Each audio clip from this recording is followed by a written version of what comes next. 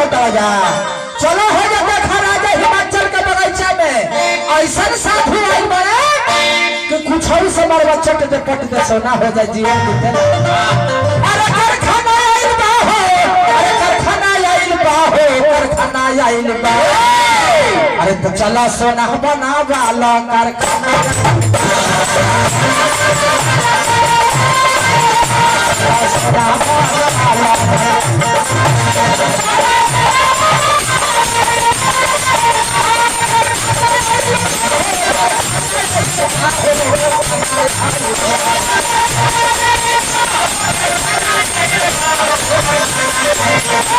क्या हो ऐसी चर्चा करो थोड़ा का फायदा मिली अरे बहुत पैसा जाता 10-20 हजार रुपया पैसा जा और जाता कुछ और चला दे हलो जहाँ वो सधुया ले सटल तुरंत सोना भाई जीवन टूट जाइए हाँ हाँ काम के लोग जब सुनल तारे बाप रे बाप हाड़ी डाली मूसा ये देखिए हमारा माता जी की तरफ से ये बहुत बहुत रुपयों से आशीर्वाद मिले भगवान भोले बाबा से नहीं हो तब धीरे धीरे भगवान भोले बाबा से नहीं हो रहा बाकी माता जी के परिवार पर भोले बाबा की कृपा बनल हो ए भाई ये होता जे के जवने मिलल तेवने गांव का लोग लेके चल दिहल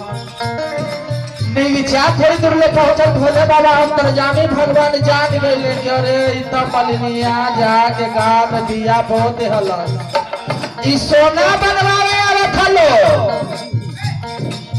बुढ़ावा का लवा पर चाही सके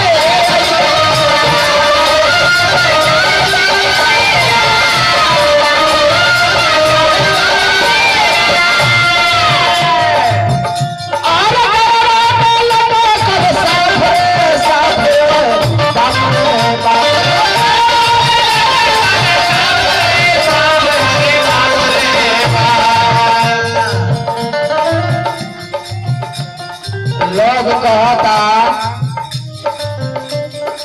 अंतर्यामी भगवान जान गए झोरी में हाथ डालल आ भभूत निकाल के आ फूक दिहल अब वो भभूत फूकल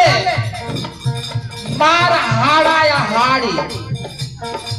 बन गए अंतर्यामी भोले दानी हाड़ा हाड़ी बन गए कहले कि तनी हई हड्डी चट्टी पर के लोग आवता सोना बनावे अरे भैया लोग जाके बनाता जा गाँव का जोड़वा के हरा हाड़ी कटल गाँव के लोगों के अरे बाप रे बाप अरे माई अरे दादा मलिनिया तो हमनी के जनबा की चुतिया बना दिहल अरे हम ना सोना बनवाई हम ना बनवाई चलो सोना बनवा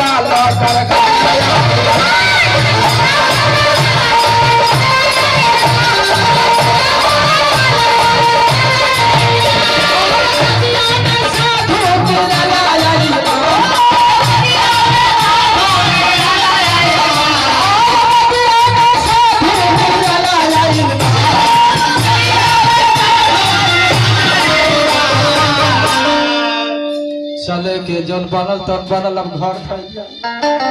चला सोना बना